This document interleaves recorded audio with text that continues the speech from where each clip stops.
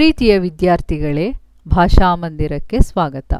ವಿದ್ಯಾರ್ಥಿಗಳಿಗೆ ಕನ್ನಡದ ಸುಲಭ ವ್ಯಾಕರಣ ಜ್ಞಾನ, ವ್ಯಾಕರಣ ಅಧ್ಯಯನ. ಈ ವ್ಯಾಕರಣ ಅಧ್ಯಯನದ ವ್ಯಾಕರಣಾಂಶದಲ್ಲಿ ಇವತ್ತು ಛಂದಸ್ಸು ಅನ್ನುವಂಥ ವ್ಯಾಕರಣಾಂಶದ ಬಗ್ಗೆ ತಿಳ್ಕೊಳ್ಳೋಣ. ಇದರಲ್ಲಿ ಯಾವ್ಯಾವ ಅಂಶಗಳನ್ನು ನೋಡ್ತೀವಿ ಇವತ್ತಿನ ವಿಡಿಯೋದಲ್ಲಿ. ಛಂದಸ್ಸಿನಲ್ಲಿ ತುಂಬ ವಿಷಯಗಳು ಬರ್ತವೆ, ಆದರೆ ಇವತ್ತು ನಾವು ಪ್ರಾಸ, ಯತಿ, ಗಣ ಮತ್ತು ಮಾತ್ರಾಗಣ ಛಂದಸ್ಸಿನ ಬಗ್ಗೆ ತಿಳ್ಕೊಳ್ಳೋಣ. ಇಲ್ಲಿ ನೋಡಿ, ಛಂದಸ್ಸು ಅಂತ ಹೇಳಿದ್ದಾರೆ. ಛಂದಸ್ಸು ಅನ್ನೋದು ಎಲ್ಲಿಂದ ನಿಷ್ಪತ್ತಿಯಾಗಿದೆ ಅಥವಾ ಎಲ್ಲಿಂದ ಹುಟ್ಟಿದೆ? ಛದ್ ಅಥವಾ ಚಂದ್ ಎನ್ನುವಂಥ ಒಂದು ಧಾತುವಿನಿಂದ ಇದು ರಚನೆಯಾಗಿದೆ ಅಂತ ನಾವು ಹೇಳ್ಬೋದು. ಛದ್ ಅಂತಂದರೆ ಆಚ್ಛಾದಿಸುವುದು ಅಂತ ಅಥವಾ ಆವರಿಸುವುದೆಂದರ್ಥ, ಆಚ್ಛಾದಿತವಾಗಿರುವಂಥದ್ದು. ಚಂದ್ ಅಂತಂದರೆ ಚೆಲುವಾಗಿರುವಂಥದ್ದು, ಆಕರ್ಷಿತವಾಗಿರುವುದು ಅಂತ ಹೇಳ್ತೀವಿ. ಇದು ಈ ರೀತಿಯಾಗಿ ಛದ್ ಅಥವಾ ಚಂದ್ ಎಂಬ ಧಾತುವಿನಿಂದ ರಚನೆಯಾಗಿರುವಂಥದ್ದೇ ಛಂದಸ್ಸು.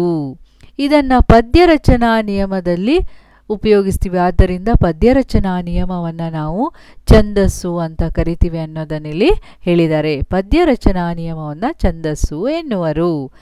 ಇದನ್ನು ಕ್ರಿಸ್ತಿಶಕ 990ರಲ್ಲಿ 1ನೇ ನಾಗವರ್ಮನು ಛಂದೋಂಬುದಿ ಎಂಬ ಗ್ರಂಥದ ಮೂಲಕ ಈ ಶಾಸ್ತ್ರವನ್ನು ಕೊಟ್ಟಿದ್ದಾನೆ. ಅಂದರೆ 1ನೇ ನಾಗವರ್ಮನ ಛಂದೋಂಬುದಿ ಎನ್ನುವಂಥ ಗ್ರಂಥ ಯಾವಾಗ? ಕ್ರಿಸ್ತಿಶಕ 990ರಲ್ಲಿ. ಹಾಗಾದರೆ ಈ ಛಂದಸ್ ಶಾಸ್ತ್ರವನ್ನು ಹೇಗೆ ವಿಭಾಗ ಮಾಡಿದ್ದಾರೆ ಅನ್ನೋದನ್ನು ನೋಡೋಣ. ಛಂದಸ್ಸು ಅನ್ನೋದು ಇದನ್ನು 3 ವಿಧವಾಗಿ ವಿಂಗಡಿಸಲಾಗಿದೆ ಅಂತ ಹೇಳ್ತಾರೆ. ಯಾವ್ಯಾವುದು? ಪ್ರಾಸ, ಯತಿ, ಗಣ ಅನ್ನೋದು. ಹಾಗಾದರೆ ನಾವು ಇದನ್ನು ಫಸ್ಟ್ ಒಂದೊಂದಾಗೆ ನೋಡ್ತಾ ಹೋಗೋಣ. ಮೊದಲನೇದಾಗಿ ಯಾವುದಕ್ಕೆ ಬರೋಣ? ಪ್ರಾಸದ ಬಗ್ಗೆ ನೋಡ್ತಾ ಹೋಗೋಣ. ನೋಡಿ, ಇಲ್ಲಿ ಪ್ರಾಸ ಅಂತ ಹೇಳಿದ್ದಾರೆ. ಪ್ರಾಸ, ಇದಕ್ಕೆ ಫಸ್ಟ್ ಡೆಫಿನೇಷನ್ ನೋಡೋಣ. ಪದ್ಯದ ಪ್ರತಿ ಸಾಲಿನ 1 ಮತ್ತು 2ನೇ ಸ್ವರಗಳ ಮಧ್ಯದಲ್ಲಿ ಒಂದೇ ಜಾತಿಯ ವ್ಯಂಜನವಿದ್ದರೆ ಅದನ್ನು ಆದಿಪ್ರಾಸ ಎನ್ನುವರು. ಆದಿ ಅಂದರೆ ಮೊದಲು, ನೆನ್ಪಿಟ್ಕೊಳ್ಳಿ. ಪದ್ಯದ ಪ್ರತಿ ಸಾಲಿನ ಮತ್ತು 1 ಮತ್ತು 2ನೇ ಸ್ವರಗಳ ಮಧ್ಯ ಅಂತ ಇಲ್ಲಿ ಹೇಳಿದ್ದಾರೆ. ಇಲ್ಲಿ 2 ಉದಾಹರಣೆಗಳನ್ನು ನಾವು ನೋಡ್ಬೋದು. ಇದು ಒಂದು ಯಾವುದು? ಕೌರವೇಂದ್ರನ ಕೊಂದೆ ನೀನು ಅನ್ನುವಂಥ ಪದ್ಯದ್ದು 10ನೇ ತರಗತಿ ಪದ್ಯ. ಇಲ್ಲಿ ಇನ್ನೊಂದು 9ನೇ ತರಗತಿಯ ಪದ್ಯವಾಗಿರುವಂಥ ಸಿರಿಯ ನಿನ್ನೇನ ಬಣ್ಣಿಪೆನು ಎನ್ನುವಂಥ ಪದ್ಯದಲ್ಲಿ ಇರುವಂಥ ಒಂದು ಪದ್ಯದ ಸಾಲು ಅನ್ನೋದು ನೋಡ್ತಾ ಹೋಗೋಣ. ಮೊದಲನೇ ಪದ್ಯ ನೋಡಿ ಇಲ್ಲಿ. ನಿನಗೆ ಹಸ್ತಿನಪುರದ ರಾಜ್ಯದ ಘನತೆಯನ್ನು ಮಾಡುವೆನು, ಪಾಂಡವ ಜನಪ ಕೌರವ ಜನಪರು ಲಯಿಸುವರು ಗದ್ದುಗೆಯ ಅಂತ ಹೇಳಿದ್ದಾರೆ. ಇದು ಹೇಗೆ ಇದಕ್ಕೆ ಉದಾಹರಣೆ ಆಗುತ್ತೆ ಆದಿಪ್ರಾಸಕ್ಕೆ ಅನ್ನೋದನ್ನು ನೋಡ್ತಾ ಹೋಗೋಣ. ಇಲ್ಲಿ ನಾನು ನ ಅನ್ನುವಂಥದ್ದನ್ನು ಕೆಂಪು ಅಕ್ಷರದಲ್ಲಿ ಬರೆದಿದ್ದೀನಿ. ನ ಅನ್ನುವಂಥದ್ದು ಯಾವುದು? ಪ್ರಾಸಾಕ್ಷರ. ಇಲ್ಲಿ ನ ಅನ್ನುವಂಥ ವ್ಯಂಜನ ಇಲ್ಲಿ ನಾವು ಕಂಡುಹಿಡಿಯೋದು ಆದಿಪ್ರಾಸಾಕ್ಷರ ಅನ್ನೋದಿದು. ಹೇಗೆ ಅಂತ ನೋಡಿ. ಪದ್ಯದ ಪ್ರತಿ ಸಾಲಿನ 1 ಮತ್ತು 2ನೇ ಸ್ವರ. ಇಲ್ಲಿ ನೀವು ಅನ್ಬೋದು, ಎಲ್ಲಿ ಸ್ವರ ಕಾಣಿಸ್ತಾ ಇಲ್ವಲ್ಲ ಅಂತ ನೀವು ಯೋಚನೆ ಮಾಡ್ಬೋದು. ನೋಡಿ, 1 ಮತ್ತು 2ನೇ ಸ್ವರ. ಇಲ್ಲಿ ಮಧ್ಯದಲ್ಲಿ ಏನಿದೆ? ಆದಿಪ್ರಾಸಾಕ್ಷರ ಇದೆ, ವ್ಯಂಜನವಿದೆ, ವ್ಯಂಜನಾಕ್ಷರ ಇದೆ. ಇಲ್ಲಿ ನ ಪ್ಲಸ್ ಇ ಏನಾಯಿತು? ನೀ. ಇ ಅನ್ನುವಂಥ ಸ್ವರದಿಂದ ಈ ಕಾಗುಣಿತ ಬಂದಿದೆ. ಅದೇ ರೀತಿ ಗ ಪ್ಲಸ್ ಎ ಗೆ ಅನ್ನುವಂಥದ್ದು ಅಲ್ವಾ? ಅದೇ ಇಲ್ಲಿ ಸ್ವರ ಅಂದರೆ ಇದು. ಪ್ರತಿ ಸಾಲಿನ 1 ಮತ್ತು 2ನೇ ಸ್ವರಗಳ ಮಧ್ಯದಲ್ಲಿ ಇಲ್ಲೂ ಅಷ್ಟೇ, ಮೊದಲನೇ ಸಾಲು ಇರ್ಬೋದು, 2ನೇ ಸಾಲು, 3ನೇ ಸಾಲಿನಲ್ಲಿಯೂ ಸಹ ಅಷ್ಟೇ. ಇಲ್ಲಿ ಇ ಅನ್ನುವಂಥ ಸ್ವರ, ಇಲ್ಲಿ ಅ, ಇಲ್ಲಿ ಎ ಅನ್ನುವಂಥ ಸ್ವರ, ಎ, ಇಲ್ಲಿ ಅ ಅನ್ನುವಂಥದ್ದು. ಅವುಗಳ ಮಧ್ಯದಲ್ಲಿ ಒಂದೇ ಜಾತಿಯ ವ್ಯಂಜನವಿದ್ದರೆ, ಒಂದೇ ಜಾತಿಯ ವ್ಯಂಜನ ಇದೆ ತಾನೇ ಇಲ್ಲಿ. ನಿನಗೆ, ಘನತೆಯನು, ಜನಪ, ನ ನ ನ ಅನ್ನುವಂಥದ್ದಿದೆ. ಇದೇ ಆದಿಪ್ರಾಸ ಆಯಿತು. ಇದೇ ಆದಿಪ್ರಾಸಕ್ಕೆ ಉದಾಹರಣೆ. ಗೊತ್ತಾಯ್ತಲ್ವಾ? ಇನ್ನೊಂದು ಉದಾಹರಣೆಯನ್ನು ಹೇಳ್ತೀನಿ ನೋಡಿ. ನವರತ್ನ ಹೇಮ ನಿರ್ಮಿತವೆನಿಪಾಸ್ಥಾನ ಭವನದೊಳ ರಾಜರತ್ನಂ ಛವಿ ಬಡೆದೆಸೆದನು ರತ್ನ ಪುಷ್ಪಕದೊಳು ದಿವಿಜೇಂದ್ರನೊಪ್ಪು ಒಂದದೊಳು. ಎಷ್ಟು ಚೆನ್ನಾಗಿದೆ! ರತ್ನಾಕರ ವರ್ಣಿಯ ಸಿರಿಯ ನಿನ್ನೇನ ಬಣ್ಣಿಪೆನು ಅನ್ನುವಂಥ ವರ್ಣನೆಯಲ್ಲಿ. ಅದಕ್ಕಿಂತ ನಮ್ಗೆ ಇಲ್ಲಿ ಯಾಕೆ ಇದು ಕೊಟ್ಟಿದ್ದಾರೆ ಅನ್ನೋದು ನೋಡ್ತಾ ಹೋಗೋಣ. ಗೊತ್ತಾಯ್ತಾ? ಅದನ್ನು ನಾವು ಕಲ್ತಿದ್ದೀವಿ. ಇಲ್ಲಿ ಈ ಪದ್ಯದ ಸಾಲು ಆದಿಪ್ರಾಸಕ್ಕೆ ಹೇಗೆ ಉದಾಹರಣೆ ಆಗುತ್ತೆ ಅನ್ನೋದು ಇಲ್ಲಿ ನೋಡಿ. ವ ಅನ್ನುವಂಥ ಆದಿಪ್ರಾಸ ಕಾಣಿಸ್ತಾ ಇದೆ. ಒಂದೇ ಜಾತಿಯ ವ್ಯಂಜನ ವಿ, ಇದು ಒಂದೇ ಜಾತಿಯ ವ್ಯಂಜನ. ಇಲ್ಲಿಯೂ ಸಹ ಹಾಗೆ ಇದೆ ನೋಡಿ. ಸ್ವರಗಳು 2 ಸ್ವರಗಳ ಮಧ್ಯದಲ್ಲಿ ಅ, ನ ಅ ಪ್ಲಸ್ ಅ, ನ ರ ಪ್ಲಸ್ ಅ, ರ. ನವರತ್ನ ಭವನದೊಳ ಚವಿ ಒಡೆದೆಸೆದನು ದಿವಿಜೇಂದ್ರನೊಪ್ಪು ಒಂದದೊಳು. ಇಲ್ಲಿ ನ ಮತ್ತು ರ ಮಧ್ಯೆ ವ ಅನ್ನುವಂಥ ಪ್ರಾಸ ಬಂದಿದೆ. ವ ಅನ್ನುವಂಥ ವ್ಯಂಜನಾಕ್ಷರ ಆದಿಪ್ರಾಸ. ಭ ಮತ್ತು ನಗಳ ಮಧ್ಯದಲ್ಲಿ ವ, ಛ ಮತ್ತು ವಗಳ ಮಧ್ಯದಲ್ಲಿ ವಿ, ದಿ ಮತ್ತು ಜೆಗಳ ಮಧ್ಯದಲ್ಲಿ ವಿ ಇದೆ. ಅಂದರೆ ಇಲ್ಲಿ ಒಂದು ಮತ್ತು ಎರಡನೆಯ ಸ್ವರಗಳ ಮಧ್ಯದಲ್ಲಿ ಒಂದೇ ಜಾತಿಯ ವ್ಯಂಜನವಿದೆ ಅಂತ ಹೇಳಿದ್ದಾರೆ. ಅಂದರೆ ಇದು ಆದಿಪ್ರಾಸ. ಈ ಪದ್ಯನು ಆದಿಪ್ರಾಸಕ್ಕೆ ಉದಾಹರಣೆ. ಯಾಕಿಷ್ಟು ವಿವರಣೆವಾಗಿ ಹೇಳ್ತಾ ಇದ್ದೀನಿ ಅಂತಂದರೆ ನಿಮಗೆ ಅಲ್ಲಿ ಪುಸ್ತಕದಲ್ಲಿ ಉದಾಹರಣೆಗಳನ್ನು ಕೊಟ್ಟಿಲ್ಲ. ಈ ಉದಾಹರಣೆ ಕೊಟ್ಬಿಟ್ಟು, ಈ ಪದ್ಯ ಕೊಟ್ಬಿಟ್ಟು ಇದು ಯಾವ ಪ್ರಾಸಕ್ಕೆ ಉದಾಹರಣೆಯಾಗಿದೆ ಅಂತ ಹೇಳಿದ್ರೆ ನಿಮ್ಗೇನಾಗುತ್ತೆ, ಇಲ್ಲಿ ಥರ ಕೆಂಪು ಬಣ್ಣಗಳು ಕಲರ್ಗಳೆಲ್ಲ ಹಾಕಿ ಕೊಡಲ್ಲ ಕ್ವಶನ್ ಪೇಪರಲ್ಲಿ, ಗೊತ್ತಾಯ್ತಾ? ಆದ್ದರಿಂದ ನೀವೇನು ಮಾಡಬೇಕು, ಇದನ್ನು ಅರ್ಥ ಮಾಡ್ಕೋಬೇಕು ಹೇಗೆ ಬಂತು ಅನ್ನೋದು. ಇದು ಡೆಫಿನೇಷನ್ನು ಗೊತ್ತಾಗಬೇಕು. ಇಲ್ಲಿ ನಾನು ಎಕ್ಸ್ಪ್ಲೈನ್ ಮಾಡಿರೋದು ಗೊತ್ತಾದಾಗ ನಿಮಗೆ ಈಸಿ ಆಗುತ್ತೆ. ಈಗ ಆದಿಪ್ರಾಸದ ಬಗ್ಗೆ ತಿಳ್ಕೊಂಡಾಯಿತು. ಎರಡನೇ ಅಂತ್ಯಪ್ರಾಸದ ಬಗ್ಗೆ ನೋಡ್ತಾ ಹೋಗೋಣ. ಅಂತ್ಯಪ್ರಾಸ. ಅಂತ್ಯ ಅಂದರೆ ಏನು? ಕೊನೆ. ಆದಿ ಅಂದರೆ ಮೊದಲು, ಅಂತ್ಯ ಅಂದರೆ ಕೊನೆ. ಇಲ್ಲಿ ಡೆಫಿನೇಷನ್ ಇದೆ ನೋಡಿ. ಪ್ರತಿ ಪಾದ ಅಂದರೆ ಪದ್ಯದ ಸಾಲು, ಪಾದದ ಕೊನೆಯಲ್ಲಿ ಒಂದೇ ಜಾತಿಯ ವ್ಯಂಜನವಿದ್ದರೆ ಅದನ್ನು ಅಂತ್ಯಪ್ರಾಸ ಎನ್ನುವರು ಅಂತ ಇಲ್ಲಿ ಹೇಳಿದ್ದಾರೆ. ಹಾಗಾದರೆ ಎರಡು ಉದಾಹರಣೆಯನ್ನು ನೋಡೋಣ. ಆಡುವ ಗುಂಡಯ್ಯನ ಹೊಸ ನೃತ್ಯಂ, ನೋಡುವ ಶಿವನ ಮುಟ್ಟಿತು ಸತ್ಯಂ. ನೃತ್ಯಂ ಸತ್ಯಂ, ಗೊತ್ತಾಯ್ತಾ? ಇದು ಎರಡು ನೋಡಿ ಒಂದೇ ಜಾತಿಯ ವ್ಯಂಜನಗಳನ್ನು ಇಲ್ಲಿ ನೋಡ್ತೀವಿ. ಅಂತ್ಯಪ್ರಾಸದಲ್ಲಿದೆ ತಾನೇ, ಮಧ್ಯದಲ್ಲೆಲ್ಲೂ ಇಲ್ಲ ಅಲ್ವಾ? ಅದರಿಂದ ಇದು ಅಂತ್ಯಪ್ರಾಸಕ್ಕೆ ಉದಾಹರಣೆ. ಹಾಗೂ ಇದು ಅಂತ್ಯಪ್ರಾಸ, ಒಂದೇ ಜಾತಿಯ ವ್ಯಂಜನವಿದೆ. ಯಾವಾಗಲೂ ಉದಾಹರಣೆ ಸಹಿತ ನೋಡಿದಾಗಲೇ ನಮ್ಗೆ ಇದು ಈಸಿಯಾಗಿ ಅರ್ಥ ಆಗೋದು. ಎರಡನೇ ಉದಾಹರಣೆ ಏನು ಹೇಳುತ್ತಿಲ್ಲಿ? ಮೂಡಲ ಮನೆಯ ಮುತ್ತಿನ ನೀರಿನ ಎರಕಾವ ಹೊಯ್ದ, ನುಣ್ಣ ನೆರಕಾವ ಹೊಯ್ದ. ಹೊಯ್ದ ಅನ್ನೋದೇನಾಗಿದೆ? ಅಂತ್ಯಪ್ರಾಸ. ಕೊನೆಯಲ್ಲಿ ಒಂದೇ ಜಾತಿಯ ವ್ಯಂಜನ ಬಂದಿರುವಂಥ ಅಂತ್ಯಪ್ರಾಸ. ಇದು ಜನಪದ ಹಾಡಿನ ಒಂದು ಸಾಲು, ಗೊತ್ತಾಯ್ತಾ? ಅಂತ್ಯಪ್ರಾಸ ಅಂದರೆ ಏನು ಅನ್ನೋದು ಗೊತ್ತಾಯ್ತಲ್ವ? ಈಗ ಇನ್ನೊಂದಿದೆ, ಯಾವುದು? ಒಳಪ್ರಾಸ ಅಥವಾ ಮಧ್ಯಪ್ರಾಸ ಅನ್ನುವಂಥದ್ದು.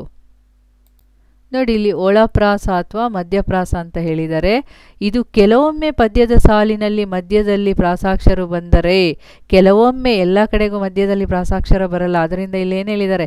ಕೆಲವೊಮ್ಮೆ ಪದ್ಯದ ಸಾಲಿನ ಮಧ್ಯದಲ್ಲಿ ಪ್ರಾಸಾಕ್ಷರಗಳು ಬಂದರೆ ಅದನ್ನು ಒಳಪ್ರಾಸ ಅಥವಾ ಮಧ್ಯಪ್ರಾಸ ಎನ್ನುವರು ಅಂತ ಹೇಳಿದ್ದಾರೆ. ಉದಾಹರಣೆ ನೋಡೋಣ, ಇಲ್ಲಿ ಗೊತ್ತಾಗುತ್ತೆ.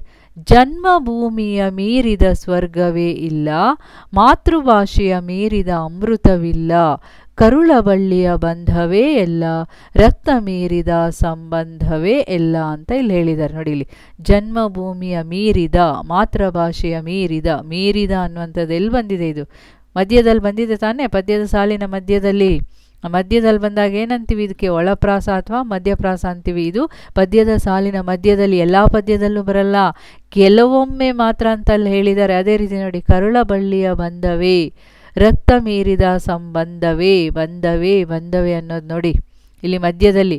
ಇಲ್ಲಿ ಕೊನೆಯಲ್ಲಿದೆ ಅಂತ ಹೇಳ್ಬೋದು ನೀವು. ಕೊನೆಯಲ್ಲಿದ್ರು ಇದು ಯಾವ ಪ್ರಾಸ ನಾವು ನೋಡ್ತಾ ಇರೋದು? ಒಳಪ್ರಾಸ ಅಥವಾ ಮಧ್ಯಪ್ರಾಸದ ಬಗ್ಗೆ, ಗೊತ್ತಾಯ್ತಾ? ಇದನ್ನು ನೋಡಬೇಕು. ಓಕೆ, ಈ ರೀತಿಯಾಗಿ ನಾವು ಮಧ್ಯಪ್ರಾಸದ ಬಗ್ಗೆನೂ ತಿಳ್ಕೊಂಡಿದ್ದಾಯ್ತು, ಅಥವಾ ಒಳಪ್ರಾಸದ ಬಗ್ಗೆ. 3 ಪ್ರಾಸಗಳು ಯಾವ್ಯಾವುದು? ಆದಿಪ್ರಾಸ, ಅಂತ್ಯಪ್ರಾಸ ಮತ್ತು ಮಧ್ಯ ಅಥವಾ ಒಳಪ್ರಾಸ. ಈಗೇನು ಮಾಡೋಣ? ಮುಂದಿನ ಭಾಗದಲ್ಲಿ ಯಾವ ಪ್ರಾಸಗಳ ಬಗ್ಗೆ ತಿಳ್ಕೊತೀವಿ ಅಂತ ನೋಡ್ತಾ ಹೋಗೋಣ. ಈ ನಾಗವರ್ಮ ಯಾರು? ಚಂದೋಂಬುದಿಯನ್ನು ರಚನೆ ಮಾಡಿರುವವನು. ಅವನು ಸಹ ಇಲ್ಲಿ ಎಷ್ಟು 16 ಪ್ರಾಸಗಳ ಇವೆ ಅವನ ಪ್ರಕಾರ. ಆದರೆ ಇಲ್ಲಿ ನಾವು 6 ಪ್ರಾಸಗಳ ಬಗ್ಗೆ ನಾವಿಲ್ಲಿ ಕಲಿತೀವಿ. 6 ಪ್ರಾಸಗಳ ಅಲ್ಲಿ ಏನು ಮಾಡಿದ್ದಾರೆ ನಿಮಗೆ? ನಿಮ್ಮ ಒಂದು ಪುಸ್ತಕದಲ್ಲಿ ಬರೀ 6 ಪ್ರಾಸಗಳ ಒಂದು ಡೆಫಿನೇಷನನ್ನಷ್ಟೇ ಕೊಟ್ಟಿದ್ದಾರೆ. ಆದರೆ ಉದಾಹರಣೆಗಳನ್ನು ಕೊಟ್ಟಿಲ್ಲ. ಯಾವ ರೀತಿಯಾಗಿ ಈ 6 ಪ್ರಾಸಗಳು ಬರ್ತವೆ ಅನ್ನೋದನ್ನು ನೋಡ್ತಾ ಹೋಗೋಣ. ನಾವಿಲ್ಲಿ ಉದಾಹರಣೆ ಸಹಿತವಾಗಿಯೇ ನೋಡ್ತಾ ಹೋಗೋಣ. ಅದ್ರ ಜೊತೆಗೆ ಇನ್ನೂ ಒಂದು ಹೇಳ್ತೀನಿ ನೋಡಿ. ಈ 6 ಪ್ರಾಸಗಳಲ್ಲಿ ನಾವೇನು ಮಾಡಬೇಕು? 2 ಪ್ರಾಸಗಳನ್ನು ಜೊತೆಯಾಗಿಯೇ ಓದಬೇಕಾಗತ್ತೆ. 6 ಪ್ರಾಸದಲ್ಲಿ 3 ಜೊತೆಗಳನ್ನು ಮಾಡ್ಕೊಂಡು ತಿಳ್ಕೊಂಡಾಗ ನಮಗೆ ನೆನ್ಪಿಟ್ಕೊಳ್ಳೋಕ್ಕೆ ಈಸಿ ಆಗುತ್ತೆ. ಯಾಕೆ ಅನ್ನೋದನ್ನು ನಾನು ಇಲ್ಲಿ ಹೇಳ್ತೀನಿ ನೋಡಿ. ಇವಾಗ 2 ಪ್ರಾಸಗಳನ್ನು ಇವಾಗ ನೋಡ್ತೀವಿ. ನಾಗವರ್ಮನ 6 ಪ್ರಾಸಗಳಲ್ಲಿ, ಇಲ್ಲಿ ಕೊಟ್ಟಿರುವಂಥ 6 ಪ್ರಾಸಗಳಲ್ಲಿ 2 ಪ್ರಾಸ, ಒಂದು ಸಿಂಹಪ್ರಾಸ, ಇನ್ನೊಂದು ಗಜಪ್ರಾಸ. ಎರಡನ್ನು ಒಟ್ಟಿಗೆ ತೊಗೊಂಡಿದ್ದೀವಿ. ಇಲ್ಲಿ ಸಿಂಹಪ್ರಾಸ, ಗಜಪ್ರಾಸ ಎರಡಕ್ಕೂ ಇಲ್ಲಿ ಉದಾಹರಣೆಗಳು ಇಲ್ಲಿ ಏನು ಹೇಳಿದ್ದಾರೆ? ಪ್ರಾಸಾಕ್ಷರದ ಹಿಂದಿನ ಸ್ವರವು ಹ್ರಸ್ವವಾಗಿದ್ದರೆ ಅದು ಸಿಂಹಪ್ರಾಸ. ಪ್ರಾಸಾಕ್ಷರ, ಇದೆಲ್ಲ ಪ್ರಾಸಾಕ್ಷರ ಗೊತ್ತು ನಿಮಗೆ. ಪ್ರಾಸಾಕ್ಷರದ ಹಿಂದಿನ ಸ್ವರವು ಹ್ರಸ್ವವಾಗಿದ್ದರೆ ಅದು ಸಿಂಹಪ್ರಾಸ. ಅದೇ ರೀತಿ ಪ್ರಾಸಾಕ್ಷರದ ಹಿಂದಿನ ಸ್ವರವು ದೀರ್ಘವಾಗಿದ್ದರೆ ಅದು ಯಾವ ಪ್ರಾಸ? ಗಜಪ್ರಾಸ. ಸಿಂಹ, ಗಜ, ಹ್ರಸ್ವ, ದೀರ್ಘ ಈಸಿಯಾಗಿ ಸುಲಭವಾಗಿ ನೆನ್ಪಿಟ್ಕೊಳ್ಳೋಕೆ ನಿಮಗೆ ಗೊತ್ತಾಯ್ತಾ. ಇಲ್ಲಿ ನೋಡಿ ಉದಾಹರಣೆ ಏನು ಹೇಳಿದ್ದಾರೆ ಎರಡಕ್ಕೂ, ಉದಾಹರಣೆ ನೋಡ್ತಾ ಹೋಗಿಲ್ಲಿ. ಇದು ಸಹ ನೋಡಿ ಕೌರವೇಂದ್ರನ ಕೊಂದೆ ನೀನು ಅನ್ನೋದ್ರಲ್ಲೇ ಬರುತ್ತೆ ಎರಡೂ ಪದ್ಯನು. ಇನತನು ಜನ ಕೂಡೆ ಮೈದುನ ತನದ ಸರಸವನೆಸಗಿರತದೊಳು ಧನುಜರೀಪು ಬರಸೆಳೆದು ಕುಳ್ಳಿರಿಸಿದನು ಪೀಠದಲ್ಲಿ ಅಂತ ಇಲ್ಲಿ ಹೇಳಿದ ನೋಡಿ. ಇನತನುಜ ತನದ ಧನುಜರೀಪು ಅಂತ ಇದೆ. ಇಲ್ಲೂ ಸಹ ನಾನು ಅನ್ನೋದು ಕೆಂಪು ಅಕ್ಷರದಲ್ಲಿದೆ, ಕೆಂಪು ಬಣ್ಣದ ಅಕ್ಷರದಲ್ಲಿದೆ ಅಲ್ವಾ. ಇಲ್ಲೇನು ಹೇಳಿದ್ದಾರೆ, ಮೊದಲನೇದಾಗಿ ಸಿಂಹಪ್ರಾಸ ಕಂಡುಹಿಡಿಬೇಕಲ್ವಾ ನಾವು. ಪ್ರಾಸಾಕ್ಷರ ಇದು ಯಾವುದು, ಇದು ಪ್ರಾಸಾಕ್ಷರ ನಾನು ಅನ್ನೋದು. ಹಿಂದಿನ ಸ್ವರವು ಹ್ರಸ್ವವಾಗಿದ್ದರೆ, ಇಲ್ಲಿ ಒಂದು ಡೈರೆಕ್ಟಾಗಿ ಹ್ರಸ್ವನೇ ನಮ್ಗೆ ಕಾಣಿಸ್ತು. ಇದು ಹೇಗೆ ಹೇಳಿದ್ದೆ ಆವಾಗ ಹೇಳುವಾಗ, ನಾನು ಆದಿಪ್ರಾಸದಲ್ಲಿ ಹೇಳುವಾಗ ದ ಪ್ಲಸ್ ಅ ಅನ್ನುವಂಥ ಸ್ವರ ಇದೆ, ಹಿಂದಿನ ಸ್ವರ ಇಲ್ಲಿ ಹ್ರಸ್ವ ಸ್ವರನೇ ಇದೆ ನೋಡಿ, ದ ಪ್ಲಸ್ ಅ, ಹೌದಲ್ವಾ. ಈ ರೀತಿ ಹ್ರಸ್ವ ಸ್ವರ ಇದ್ದರೆ, ಪ್ರಾಸಾಕ್ಷರದ ಹಿಂದಿನ ಸ್ವರವು ಹ್ರಸ್ವ ಸ್ವರವಾಗಿದ್ದರೆ ಅದು ಸಿಂಹಪ್ರಾಸ. ಇದೇ ರೀತಿ ಪದ್ಯದಲ್ಲೂ ಇದೇ ನ ಬರುತ್ತೆ. ಅದು ಆದಿಪ್ರಾಸದಲ್ಲಿ ಏನಿರುತ್ತೆ, ಎರಡೂ ಸ್ವರಗಳ ಮಧ್ಯದಲ್ಲಿ ಒಂದೇ ರೀತಿಯ ವ್ಯಂಜನಾಕ್ಷರ, ಅದು ಆದಿಪ್ರಾಸಕ್ಕೆ. ನೆನ್ಪಿಟ್ಕೊಳ್ಳಿ, ಇಲ್ಲಿ ಸಿಂಹಪ್ರಾಸಕ್ಕೆ ಹಿಂದಿನ ಸ್ವರ ಮಾತ್ರ, ಅಲ್ಲಿ ಎರಡು ಸ್ವರ ಇತ್ತು, ಇಲ್ಲಿ ಹಿಂದಿನ ಸ್ವರ, ಪ್ರಾಸಾಕ್ಷರದ ಹಿಂದಿನ ಸ್ವರವು ಹ್ರಸ್ವವಾಗಿದ್ದರೆ ಅದು ಸಿಂಹಪ್ರಾಸ ಅಂತ ಹೇಳಿದ್ದಾರೆ. ಈಗ ಎರಡನೇದು ನೋಡೋಣ. ಪ್ರಾಸಾಕ್ಷರದ ಹಿಂದಿನ ಸ್ವರ ದೀರ್ಘವಾಗಿದ್ದರೆ ಅದು ಗಜಪ್ರಾಸ ಅಂತ ಹೇಳಿದ್ದಾರೆ. ಈ ಉದಾಹರಣೆ ನೋಡೋಣ. ಈ ಉದಾಹರಣೆನೂ ಸಹ ಅದಷ್ಟೇ ಕೌರವೇಂದ್ರನ ಕೊಂದೆ ಅನ್ನುವಂಥ ಪದ್ಯದ್ದೇ ನೋಡಿ. ಭೇದವಿಲ್ಲೆಲೆ ಕರ್ಣ ನಿಮ್ಮೊಳು ಯಾದವರು ಕೌರವರೊಳಗೆ ಸಂವಾದಿಸುವಡನ್ವಯಕ್ಕೆ ಮೊದಲೆರಡಿಲ್ಲ ನಿನ್ನಾಣೆ ಅಂತ ಇದೆ ಅಲ್ವಾ. ಇಲ್ಲಿ ನೋಡಿ, ಇಲ್ಲಿ ಭೇದವಿಲ್ಲೆಲೆ ಯಾದವರು ವಾದಿಸುವಡನ್ವಯಕ್ಕೆ, ಇಲ್ಲೇನು ಹೇಳಿದ್ರು, ಪ್ರಾಸಾಕ್ಷರ. ಇಲ್ಲಿ ಪ್ರಾಸಾಕ್ಷರ ಯಾವುದು, ದ ದಿ ಅನ್ನುವಂಥದ್ದು ಪ್ರಾಸಾಕ್ಷರ. ಹಿಂದಿನ ಸ್ವರವು ದೀರ್ಘವಾಗಿದ್ದರೆ, ದೀರ್ಘ ಅಂತ ಬರ್ತಾ ಇದೆಯಾ ಇಲ್ಲಿ, ಬ ಪ್ಲಸ್ ಎ ಬೇ, ಭೇದವಿಲ್ಲೆಲೆ ಇದು ದೀರ್ಘ ಸ್ವರ ತಾನೆ. ಯಾ ಆ ಅನ್ನೋದು ದೀರ್ಘ ಸ್ವರವಾಗಿದ್ದರೆ, ಸ್ವರವು ದೀರ್ಘವಾಗಿದ್ದರೆ ವಾ ಅನ್ನೋದು. ಇಲ್ಲಿ ಎಲ್ಲಿ ದೀರ್ಘ ಸ್ವರ ಇದೆ ಅಂತ ಹುಡ್ಕೋಕೆ ಹೋಗ್ಬೇಡಿ, ಕಾಗುಣಿತದಲ್ಲೇ ನಮ್ಗೆ ಇಲ್ಲಿ ಪದದ ಸಾಲಿನಲ್ಲೇ ದೀರ್ಘ ಸ್ವರ ಸಿಕ್ಬಿಡುತ್ತೆ. ಇದನ್ನು ಫಸ್ಟ್ ನೆನ್ಪಿಟ್ಕೊಳ್ಳಿ, ಅವಾಗ ಈಸಿ ಆಗುತ್ತೆ ನಮಗೆ, ಗೊತ್ತಾಯ್ತಾ. ಹಿಂದಿನ ಸ್ವರವು ದೀರ್ಘವಾಗಿದ್ದರೆ ಅದು ಗಜಪ್ರಾಸ. ಓಕೆನಾ. ಈಗ ದೀರ್ಘಪ್ರಾಸ, ಇದು ಗಜಪ್ರಾಸ ಮತ್ತು ಸಿಂಹಪ್ರಾಸದ ಬಗ್ಗೆ ತಿಳ್ಕೊಂಡಾಯ್ತಲ್ವಾ. ಈಗ ಮುಂದಿನ ಪ್ರಾಸ ಯಾವುದು ಅನ್ನೋದು ನೋಡ್ತಾ ಹೋಗೋಣ.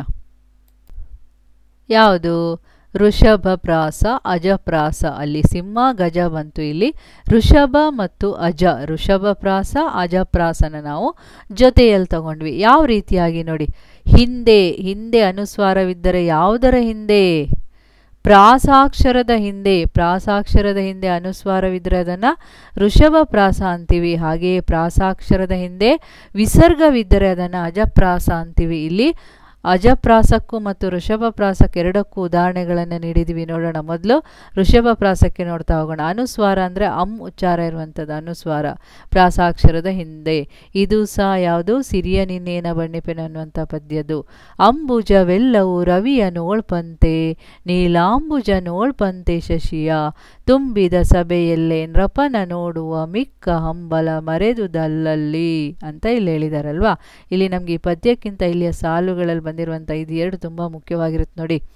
ಇದು ಪ್ರಾಸಾಕ್ಷರ ಅಂಬುಜ, ನೀಲಾಂಬುಜ, ಲಾಂಬುಜ ಇಲ್ಲಿ ಬರುತ್ತೆ, ಅದನ್ನು ಸೇರಿಸಿ ಹೇಳಿದಾಗ ನೀಲಾಂಬುಜ. ಇಲ್ಲಿ ಲಾಮ್ ಅನ್ನೋ ಉಚ್ಚಾರ ನಮಗೆ ಬರಬೇಕು, ಅನುಸ್ವಾರ. ತುಂಬಿದ, ಹಂಬಲ ಅನ್ನೋದು ಬರಬೇಕು ಇಲ್ಲಿ ನೋಡಿ. ಇದು ಪ್ರಾಸಾಕ್ಷರ. ಯಾವುದು, ಅನುಸ್ವಾರ ಹಿಂದಿರುತ್ತೆ, ಮುಂದೆ ಪ್ರಾಸಾಕ್ಷರ. ಪ್ರಾಸಾಕ್ಷರದ ಹಿಂದೆ ಈ ಅನುಸ್ವಾರ ಬಂದಿದೆ. ಲಾಂ ತುಂ ಹಂ ಅನ್ನುವಂಥ ಪ್ರಾಸಾಕ್ಷರ. ಹೀಗೆ ಬಂದರೆ ಇದನ್ನು ಋಷಭ ಪ್ರಾಸ ಅಂತ ಕರಿತೀವಿ. ಇಲ್ಲೇನು ಹೇಳಿದ್ದಾರೆ, ಪ್ರಾಸಾಕ್ಷರದ ಹಿಂದೆ ವಿಸರ್ಗವಿದ್ದರೆ ಅದನ್ನು ಅಜಪ್ರಾಸ ಅಂತೀವಿ ಅಂತ ಹೇಳಿದ್ದಾರೆ. ಹಾಗಾದರೆ ಈ ಉದಾಹರಣೆನ ನೋಡ್ತಾ ಹೋಗೋಣ. ಯಾವುದು, ನೀಂ ನಹ ಶಂಕೆಯನದೆ ವಾನಿಹಿ ಶರಣ ಜನರಿಂಗೆ ಶರಣಾನಿಗಳ್ ಕೇಳ್ ನಿಹಸ್ತ್ಯ ಮಂ ಪರಿಹರ ನ ನಿಹಿಷ್ಟ್ಯ ಸಂಪಸಾದಯಂ ಕರುಣಾತ್ಮಃ ನಹ ನಿಹಿ ನಿಹಿ ನಿಹಿ ಅನ್ನುವಂಥದ್ದು ನೋಡಿ ಇಲ್ಲಿ ಬರುತ್ತಾ ಇದೆ. ಗೊತ್ತಾಯ್ತಾ. ಇಲ್ಲಿ 4 ಅಕ್ಷರಗಳು. ಇದು ಯಾವುದು, ಪ್ರಾಸಾಕ್ಷರಗಳು. ಇದರ ಹಿಂದಿನ ಇದು ಪ್ರಾಸಾಕ್ಷರ. ಇಲ್ಲಿ ಶ ಶ ಸ್ತ್ಯ ಸ್ತ್ಯ ಅನ್ನುವಂಥದ್ದು. ಇದು ಯಾವುದು, ಇದು ಇಲ್ಲಿ ವಿಸರ್ಗಾಕ್ಷರಗಳು ನಹ ನಿಹಿ ನಿಹಿ ನಿಹಿ ಅನ್ನುವಂಥದ್ದು. ಅಂದರೆ ಪ್ರಾಸಾಕ್ಷರದ ಹಿಂದಿನ ಅಕ್ಷರ ವಿಸರ್ಗವಾಗಿದ್ದರೆ ಅದನ್ನು ಏನಂತ ಕರಿತೀವಿ? ಅಜಪ್ರಾಸ ಅಂತ ಕರಿತೀವಿ. ಗೊತ್ತಾಯ್ತಲ್ವ ಇವಾಗ? ಋಷಭ ಪ್ರಾಸ ಯಾವುದು, ಅಜಪ್ರಾಸ ಯಾವುದು ಅನ್ನೋದು. ಇವಾಗ ಇನ್ನೂ 2 ಪ್ರಾಸಗಳ ಬಗ್ಗೆ ತಿಳ್ಕೋಬೇಕು. ಶರಭ ಪ್ರಾಸ ಮತ್ತು ಹಯಪ್ರಾಸದ ಬಗ್ಗೆ. ಶರಭ, ಹಯ. ಇಲ್ಲೇನು ಹೇಳಿದ್ದಾರೆ? ಬೇರೆ ಬೇರೆ ಜಾತಿಯ 2-3 ವ್ಯಂಜನಗಳು ಪ್ರಾಸಾಕ್ಷರಗಳಾಗಿದ್ದರೆ ಅದು ಶರಭ ಪ್ರಾಸ. ಒಂದೇ ಜಾತಿಯ 2 ವ್ಯಂಜನಗಳು ಪ್ರಾಸಾಕ್ಷರವಾಗಿದ್ದರೆ ಅದು ಹಯಪ್ರಾಸ ಅನ್ನೋದನ್ನು ಇಲ್ಲಿ ಹೇಳಿದ್ದಾರೆ. ಇಲ್ಲಿ ಏನು ಬೇರೆ ಬೇರೆ ಜಾತಿಯ ಮತ್ತು ಒಂದೇ ಜಾತಿ ಅಂದರೆ ಇಲ್ಲಿ ವ್ಯಂಜನಗಳು ಒತ್ತಕ್ಷರವಾಗಿ ಬಂದರೆ, 2-3 ವ್ಯಂಜನಗಳು ಸೇರಿ ಒತ್ತಕ್ಷರವಾಗಿ ಇಲ್ಲಿ ಬಂದರೆ ನೋಡಿ, ಇಲ್ಲಿ ಮೊದಲನೇದಾಗಿ ನಾವೇನು ಮಾಡೋಣ? ಬೇರೆ ಬೇರೆ ಜಾತಿಯ ಶರಭ ಪ್ರಾಸದ ಉದಾಹರಣೆಯನ್ನು ನೋಡ್ತಾ ಹೋಗೋಣ. ಬೇರೆ ಬೇರೆ ಜಾತಿಯ 2-3 ವ್ಯಂಜನಗಳು ಪ್ರಾಸಾಕ್ಷರಗಳಾಗಿದ್ದರೆ ಅದನ್ನು ಶರಭ ಪ್ರಾಸ ಅಂತ ಹೇಗೆ ಹೇಳ್ತೀವಿ ಅನ್ನೋದು ನೋಡಿ. ಇಲ್ಲಿ ಇದು ಯಾವುದು? ವೀರಲವ ಪದ್ಯದ ಉದಾಹರಣೆ ನೋಡಿ. ಬಲ್ಗೈಯ ನೃಪರಂಜಿ ತಡೆಯದೆ ರಘುದ್ವಹನ ಸೊಲ್ಗೇಳಿ ನಮಿಸಲ್ಲಿಳಿಯೋಳ್ ಚರಿಸುತ್ತದ್ವರದ ನಲ್ಗುದರೆ ಬಂದು ವಾಲ್ಮೀಕಿಯ ನಿಜಾಶ್ರಮದ ವಿನಿಯೋಗದುಪವನದೊಳು ಅಂತ ಇಲ್ಲಿ ಹೇಳಿದ್ದಾರೆ. ನಮ್ಗೆ ಈ ಪದ್ಯಕ್ಕಿಂತ ಇಲ್ಲಿರುವಂಥ ಈ ಪದ ನೋಡಿ, ಬಲ್ಗಯ್ಯ, ಸೊಲ್ಗೇಳಿ, ನಲ್ಗುದುರೆ ಅಂದರೆ ಇಲ್ಲಿ ಬೇರೆ ಬೇರೆ ಜಾತಿಯ 2-3 ವ್ಯಂಜನಗಳು ಇಲ್ಲಿ ಒತ್ತಕ್ಷರವಾಗಿ ಬಂದಿದೆ. ಬಲ್ಗ, ಗ, ಲಗೆ ಗವತ್ತು, ಲ್ಗೆ ಗವತ್ತು ಈ ರೀತಿಯಾಗಿ ಬಂದಿದೆ. ಒಂದೇ ರೀತಿಯ ಒತ್ತಕ್ಷರವಾಗಿ ಬಂದಿದೆ. ಅದು ಪ್ರಾಸಾಕ್ಷರವಾಗುತ್ತೆ. ಅಂದರೆ ಇದು ಶರಭ ಪ್ರಾಸ. ಅದೇ ರೀತಿ ಹಯಪ್ರಾಸಕ್ಕೆ ನೋಡಿ, ಒಂದೇ ಜಾತಿಯ 2 ವ್ಯಂಜನಗಳು ಪ್ರಾಸಾಕ್ಷರವಾಗಿದ್ದರೆ ಅದನ್ನು ಹಯಪ್ರಾಸ ಅಂತ ಕರಿತೀವಿ. ಇಲ್ಲಿಯೂ ಸಹ ಅಷ್ಟೇ. ಸಿರಿಯ ನಿನ್ನೇನ ಬಣ್ಣಿಪೆನ ಪದ್ಯದ್ದೇ ಇದೆ ನೋಡಿ. ಭಿನ್ನಹ ಗುರುವೇ ಧ್ಯಾನಕ್ಕೆ ಬೇಸರಾದಾಗ ನಿನ್ನಾದಿಯ ಮಾಡಿಕೊಂಡು ಕನ್ನಡದೊಳಗೊಂದು ಕಥೆಯ ಪೇಳುವೆನದು ನಿನ್ನಾಜ್ಞೆ ಕಂಡು ನನ್ನೊಡೆಯ ಅಂತ ಇಲ್ಲಿ ಹೇಳಿದ್ದಾರೆ. ಭಿನ್ನಹ ನಿನ್ನಾದಿಯ, ಕನ್ನಡ, ನಿನ್ನಾಜ್ಞೆ, ನಾವತ್ತು ಅದೇ ಒಂದೇ ಜಾತಿಯ ವ್ಯಂಜನಾಕ್ಷರ. ನಾಗೆ ನಾವತ್ತು, ನಾಗೆ ನಾವತ್ತು, ಇಲ್ಲಿ ನಾಗೆ ನಾವತ್ತುಗಳು ಬಂದಿದೆ. ಭಿನ್ನಹ ನಿನ್ನಾದಿಯ, ಕನ್ನಡ, ನಿನ್ನಾಜ್ಞೆ ಅನ್ನೋ ರೀತಿಯಲ್ಲಿ ಈ ರೀತಿಯಾಗಿ ನಾವು ಹಯಪ್ರಾಸದ ಬಗ್ಗೆ ತಿಳ್ಕೊಂಡ್ವಿ. ನಾವು ಯಾವ್ಯಾವುದನ್ನು? ಸಿಂಹಪ್ರಾಸ, ಗಜಪ್ರಾಸ, ಋಷಭಪ್ರಾಸ, ಅಜಪ್ರಾಸ, ಶರಭಪ್ರಾಸ, ಹಯಪ್ರಾಸ ಅನ್ನುವಂಥ 6 ನಾಗವರ್ಮನ ಪ್ರಾಸಗಳು. ಅದರ ಜೊತೆಗೆ ಪ್ರಾಸದಲ್ಲಿರುವಂಥ ಆದಿಪ್ರಾಸ, ಅಂತ್ಯಪ್ರಾಸ, ಮಧ್ಯ ಅಥವಾ ಒಳಪ್ರಾಸದ ಬಗ್ಗೆ ಒಂದು ಸುದೀರ್ಘವಾದಂಥ ವಿವರಣೆಯ ಬಗ್ಗೆ ತಿಳ್ಕೊಂಡ್ವಿ. ಇದನ್ನು ನೆನ್ಪಿಟ್ಕೊಳ್ಳೋಕ್ಕೆ ಒಂದು ಚಿಕ್ಕ ಪದ್ಯನೂ ಇದೆ ಅಂತ ಇಲ್ಲಿ ಹೇಳಿದ್ದಾರೆ. ಆ ಪದ್ಯ ಯಾವುದು ನೋಡೋಣ. ಈ 6 ಪ್ರಾಸಗಳನ್ನು ನೆನಪಿನಲ್ಲಿಡಲು ಈ ಕೆಳಗಿನ ಪದ್ಯ ಸಹಕಾರಿ ಅಂತ ಇಲ್ಲಿ ಹೇಳಿದ್ದಾರೆ. ನಿಜದಿಂ ಒಂದೊಡೆ ಸಿಂಹಂ ಗಜದೀರ್ಘಂ ಬಿಂದು ಋಷಭ ವ್ಯಂಜನ ಶರಭಂ ಅಜನು ವಿಸರ್ಗಂ ಹಯನಂ ಭುಜಮುಖಿ ದಡ್ಡಕ್ಕರಗಳಿವು ಷಟ್ ಪ್ರಾಸಂ ಅಂತ ಇಲ್ಲಿ ಹೇಳಿದ್ದಾರೆ. ಇದು ನೆನ್ಪಿಟ್ಕೊಳ್ಳುವಂಥ ಇದು ಪದ್ಯ ಅಂತ ಇಲ್ಲಿ ಹೇಳಿದ್ದಾರೆ. ಸಹಕಾರಿಯಾಗತ್ತೆ ಅಂತೇಳಿ. ಇದಕ್ಕಿಂತ ಇಲ್ಲಿ ಹೇಳಿರುವಂಥ ಇಷ್ಟೊಂದು ವಿವರಣೆಯಲ್ಲೇ ನೀವು ನೆನ್ಪಿಟ್ಕೊಡ್ತೀರಾ ಅಂತ ಅನ್ಕೋತೀನಿ. ಗೊತ್ತಾಯ್ತಾ? ಆದರೂ ಇದನ್ನು ಸಹ ನಾನು ಇಲ್ಲಿ ಹೇಳಿದ್ದೀನಿ. ಇದಿಷ್ಟು ನಾವು ಪ್ರಾಸದ ಬಗ್ಗೆ ತಿಳ್ಕೊಂಡ್ವಿ. ಇನ್ನೂ 2 ಪ್ರಕಾರವನ್ನು ನೋಡ್ತಾ ಹೋಗೋಣ. ಯತಿ. ಎರಡನೇದು ಯಾವುದು? ಯತಿ. ಮೊದಲನೇದು ಪ್ರಾಸ ಆಯಿತು, ಎರಡನೇದು ಯತಿ ಛಂದಸ್ಸಿನಲ್ಲಿ. ಕಾವ್ಯವನ್ನು ಓದುವಾಗ ಉಸಿರು ತೆಗೆದುಕೊಳ್ಳುವ ಸಲುವಾಗಿ ನಿಲ್ಲಿಸುವ ಸ್ಥಳವನ್ನು ಯತಿ ಅಂತ ಕರಿತೀವಿ. ಕಾವ್ಯವನ್ನು ಓದುವಾಗ ಉಸಿರು ತೆಗೆದುಕೊಳ್ಳೋದಕ್ಕೆ ಅಂತೇಳಿ ಎಲ್ಲೆಂದರಲ್ಲಿ ನಿಲ್ಲಿಸೋದಲ್ಲ. ಅದಕ್ಕೆ ನಿಯಮ ಇರುತ್ತೆ. ನಿಯಮಬದ್ಧವಾಗಿ ನಿಲ್ಲಿಸುವಂಥ ಸ್ಥಳವನ್ನು ಯತಿ. ಕಾವ್ಯವನ್ನು ಓದ್ತಾ ಇರುವಾಗ ಎಲ್ಲೆಲ್ಲೋ ಉಸಿರು ತಗೊಂಡು ನಿಲ್ಲಿಸ್ತೀವಿ ಅನ್ನೋದಲ್ಲ. ಅದಕ್ಕೂ ಒಂದು ನಿಯಮತೆ ಇರುತ್ತೆ. ಆದ್ದರಿಂದ ಕಾವ್ಯ ಓದುವಾಗ ಉಸಿರು ತೆಗೆದುಕೊಳ್ಳುವ ಸಲುವಾಗಿ ನಿಲ್ಲಿಸುವ ಸ್ಥಳವನ್ನು ಯತಿ ಅಂತ ಕರಿತೀವಿ ಅನ್ನೋದಾಯಿತು. ಈಗ ಮುಂದಿನ ಭಾಗ ನಮ್ಗೆ ತುಂಬ ಇಂಪಾರ್ಟೆಂಟು. ಗಣದ ಬಗ್ಗೆ. ಅದು ಛಂದಶಾಸ್ತ್ರದಲ್ಲಿ ಯಾವ ರೀತಿ ಇಂಪಾರ್ಟೆಂಟ್ ಅನ್ನೋದನ್ನು ನೋಡಬೇಕು. ಗಣ ಅಂದ್ರೇನು? ಗುಂಪು ಅಥವಾ ಸಮೂಹ. ಒಂದು ಗುಂಪನ್ನು ನಾವು ಗಣ ಅಂತ ಕರಿತೀವಿ. ಇದರ ಅರ್ಥ ಗುಂಪು ಅಥವಾ ಸಮೂಹ ಅಂತೇಳಿ. ಆದರೆ ಛಂದಶಾಸ್ತ್ರದಲ್ಲಿ ಗಣ ಅಂದ್ರೇನು ಅಂತ ನೋಡಿ. ಪದ್ಯದ ಪ್ರತಿ ಸಾಲಿನಲ್ಲೂ, ಪದ್ಯದ ಪ್ರತಿ ಪಾದದಲ್ಲೂ ವಿಭಾಗಿಸಲ್ಪಡುವ ಅಂದರೆ ಡಿವೈಡ್ ಮಾಡುವಂಥ ಮಾತ್ರೆ ಅಥವಾ ಅಕ್ಷರಗಳ ಗುಂಪು ಇದಾಗಿರುತ್ತೆ. ಗಣ ಅಂತಂದರೆ ಮಾತ್ರಾಗಣ ಇರ್ಬೋದು, ಅಕ್ಷರಗಣ ಇರ್ಬೋದು. ಅದನ್ನು ವಿಭಾಗ ಮಾಡೋದು, ಡಿವೈಡ್ ಮಾಡುವಂಥದ್ದು. ಪ್ರತಿ ಸಾಲಿನ ಪದ್ಯದ ಪ್ರತಿ ಸಾಲಿನಲ್ಲಿ ವಿಭಾಗಿಸಲ್ಪಡುವಂಥ ಮಾತ್ರೆ ಮತ್ತು ಅಕ್ಷರಗಳ ಗುಂಪನ್ನು ಗಣ ಅಂತ ಕರಿತೀವಿ. ಎಲ್ಲಿ? ಛಂದಶಾಸ್ತ್ರದಲ್ಲಿ. ನೆನ್ಪಿಟ್ಕೋಬೇಕು. ಗೊತ್ತಾಯ್ತಾ? ಹಾಗಾದರೆ ಇಲ್ಲಿ ಗಣದಲ್ಲಿ ಮುಖ್ಯವಾಗಿ ಎಷ್ಟು ಪ್ರಕಾರ ಇದೆ ಅಂತ ನೋಡೋಣ. ಫಸ್ಟು ಮಾತ್ರೆಗಳ ಲೆಕ್ಕಾಚಾರದಿಂದ ವಿಭಾಗಿಸುವ ಗಣ ಅಂದರೆ ಮಾತ್ರೆಗಳನ್ನು ಲೆಕ್ಕ ಮಾಡಿ ವಿಭಾಗಿಸುವ ಗಣವನ್ನು ಮಾತ್ರಾಗಣ ಅಂತ ಹೇಳ್ತೀವಿ. ಅದು ಹೇಗೆ ಮಾತ್ರೆಗಳು ಅಂತಂದರೆ ಅನ್ನೋದನ್ನು ಮುಂದೆ ಆ ಮಾತ್ರಾಗಣದ ವಿವರಣೆಯನ್ನು ಹೇಳ್ತೀನಿ ನೋಡಿ. ಅಕ್ಷರಗಳ ಲೆಕ್ಕಾಚಾರದಿಂದ ವಿಭಾಗಿಸುವ ಗಣ ಅಕ್ಷರಗಣದಲ್ಲಿ, ಅಂದರೆ ಅಕ್ಷರಗಳನ್ನು ಲೆಕ್ಕ ಮಾಡಿ ಹೇಳಿದ್ದು ಅದು ಖ್ಯಾತ ಕರ್ನಾಟಕ ವೃತ್ತದಲ್ಲಿ ನಾವು ನೋಡ್ತೀವಿ. ಅಂಶಗಳ ಆಧಾರದಿಂದ ವಿಭಾಗಿಸುವ ಗಣ ಅಂಶಗಣ, ಅಂಶಗಣದಲ್ಲಿ ನಾವು ಇದನ್ನು ನೋಡ್ತೀವಿ. ಈಗ ಗಣದಲ್ಲಿ ನಾವು ಮೊದಲೇನು ಮಾಡೋಣ, ಮಾತ್ರಾಗಣದ ಬಗ್ಗೆ ನೋಡ್ತಾ ಹೋಗೋಣ. ಮಾತ್ರಾಗಣ ಅಂತ ಇದೆ. ಮಾತ್ರ ಅಂದರೆ ಮಾತ್ರೆಗಳು, ಇಲ್ಲ ಚಿಹ್ನೆಗಳನ್ನು ಕೊಟ್ಟಿದ್ದಾರೆ ಅದು ಹೇಳ್ತೀನಿ. ಗಣ ಅಂದರೆ ಗುಂಪು. ಯಾವ ರೀತಿಯಾಗಿ ಈ ಮಾತ್ರೆಗಳನ್ನು ಗುಂಪು ಮಾಡಿ ಹೇಳ್ತೀವಿ ಅನ್ನೋದನ್ನು ನೋಡೋಣ. ಒಂದು ಅಕ್ಷರವನ್ನು ಉಚ್ಚರಿಸಲು ಬೇಕಾಗುವ ಕಾಲವನ್ನು ಮಾತ್ರೆ ಎನ್ನುವಂಥ ಮಾನದಿಂದ ಅಳೆಯುವರು ಅಂತ ಇಲ್ಲಿ ಹೇಳಿದ್ದಾರೆ. ಒಂದು ಅಕ್ಷರಗಳನ್ನು ಉಚ್ಚರಿಸಲು ಬೇಕಾಗುವಂಥ ಸಮಯವನ್ನು ಮಾತ್ರೆ ಅಂತ ಕರಿತೀವಿ.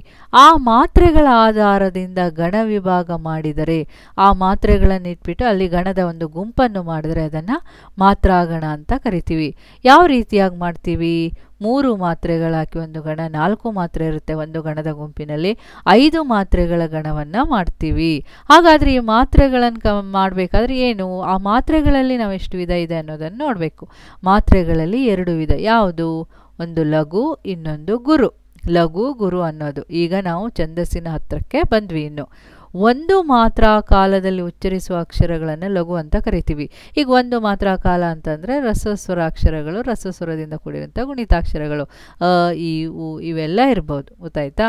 ಕಿ, ಕು, ರು ಈ ರೀತಿಯಾಗಿ ಒಂದು ಮಾತ್ರ ಕಾಲದಲ್ಲಿ ಉಚ್ಚರಿಸುವಂಥ ಅಕ್ಷರಗಳನ್ನು, ಇದನ್ನು ಈ ಲಘು ಚಿಹ್ನೆಯಿಂದ, ಅಂದರೆ ಇಂಗ್ಲೀಷ್ ಅಕ್ಷರವಾಗಿರುವಂಥ ಯು ಆಕಾರದ ಚಿಹ್ನೆಯಿಂದ ಇದನ್ನು ನೋಡ್ತೀವಿ.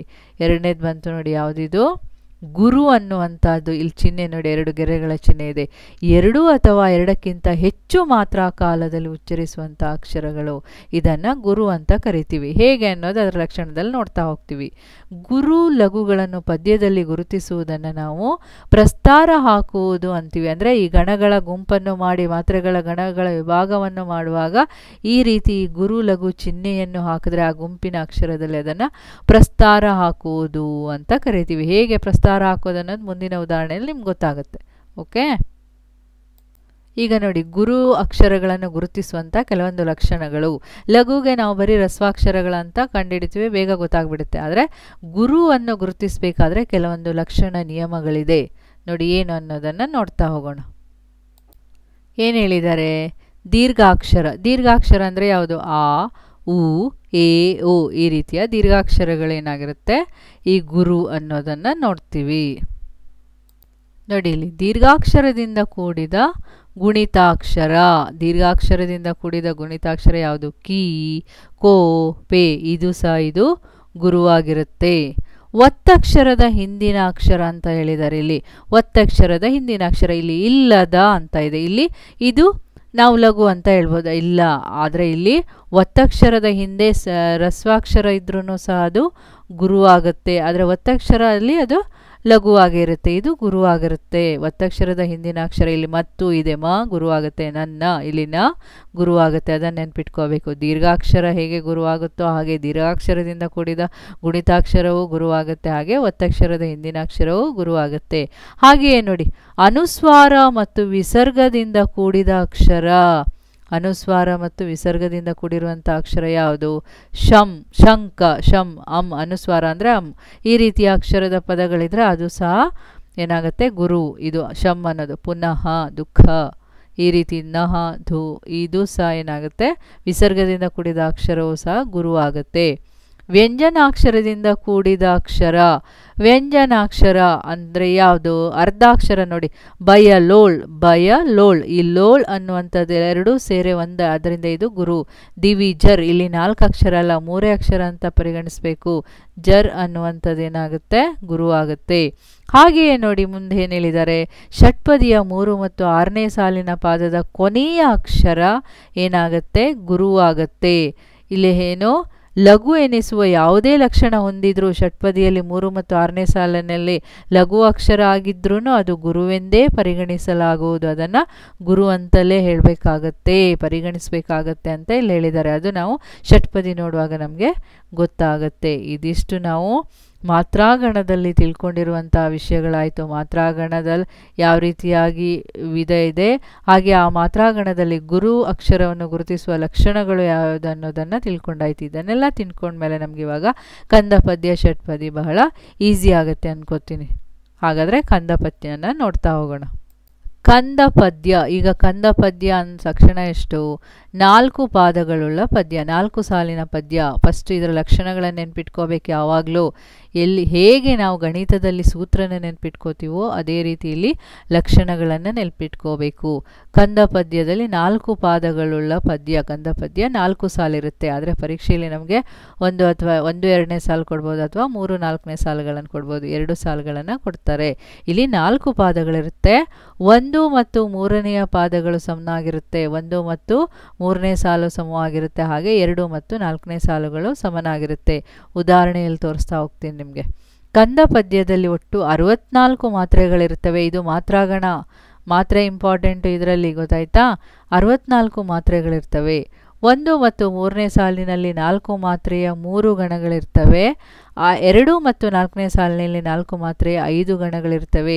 ಹೀಗೆ 1 ಮತ್ತು 2ನೆಯ ಪಾದವು ಪೂರ್ವಾರ್ಧವೆಂತಲೂ, ಅಂದರೆ ಮೊದಲಿರೋದು. 3 ಮತ್ತು 4ನೆಯ ಪಾದಗಳು ಉತ್ತರಾರ್ಧವೆಂತಲೂ, ಅಂದರೆ 3 ಮತ್ತು 4ನೇ ಸಾಲು ನಂತರದ್ದು, ಇದು ಮೊದಲಿನದು ಅಂತ ಹೇಳ್ತೀವಿ.